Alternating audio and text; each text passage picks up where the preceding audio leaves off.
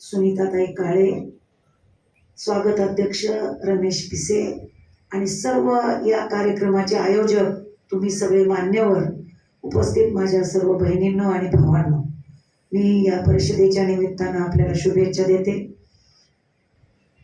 तर म्हणजे काय बोलावं असं माझ्यासमोर पेच आहे. खरं बोलावं तर अडचणी येत आहे, खोटं बोलावं तर मनाला पटत नाही. बरोबर, एका सभेत सहज बोलले.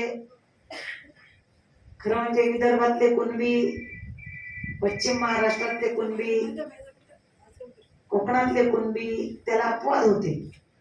मी मराठवाड्यातल्या कुणब्यांच्या अनुषंगानं बोलले होते की ते 2 वर्षापासून ओबीसी मध्ये या प्रवर्गात आलेले आहेत. कोणी समजून घ्यायला तयार नाही. कोणत्या कंटेंट मध्ये मी बोलले असेल, बाप रे बाप, काय ट्रोल केलंय मला, मरणाची ट्रोल झाली मी. इतक्या घाण घाण शिव्या आणि फोनच फोन सगळ्यांचे. म्हणजे काय समजून पण घेत नाहीत आपले माणसं.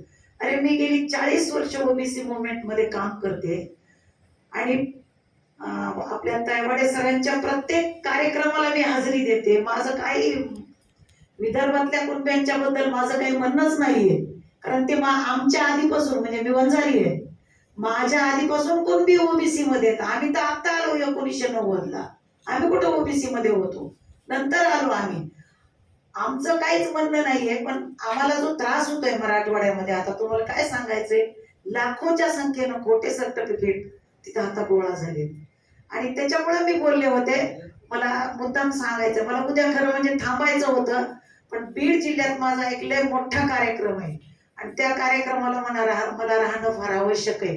आता मी का उद्याच्या व्यासपीठावर दुसऱ्या सत्रात का होईना, मुख्यमंत्र्याच्या सत्रात थोडीच मला बोलता येईल, पण नंतरच्या सत्रात तरी मला खरं म्हणजे माझी भूमिका मांडायची होती. वानखेडे सरांना माझी विनंती आहे, माझ्या वतीनं आपण वकिली करता आली तर करा, की मी असं काही बोललेली नाही. आणि काय बोलले होते, एक शब्द सांगते फक्त, की कलेक्टर व्हा, एसपी व्हा, कुणब्यांनो, असा शब्द. कुणब्यांनो म्हणू तो काय म्हणू, काय म्हणू मी दुसरा शब्द, मला सांगा ना तुम्ही. मी असं काही चुकीचं बोलले नव्हते.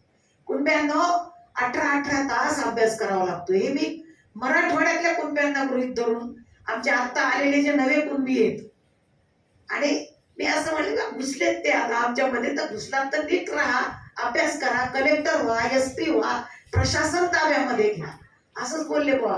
काय गोंधळ घातलाय सगळा. चला जाऊ द्या, मी काही तसं काही ती कच्ची कार्यकर्ती नाही, मी माझ्या परीनं त्यांना फेस करते.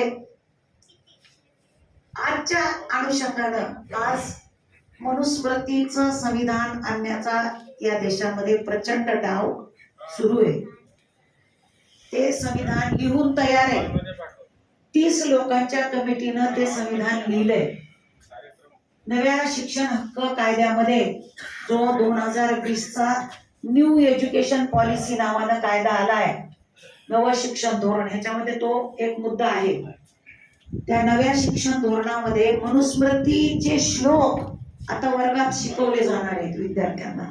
आपल्याला माहित असायला पाहिजे, असेल आपल्याला माहिती, कारण इथं बसलेला प्रत्येक माणूस एक संस्था म्हणून बसलेला आहे.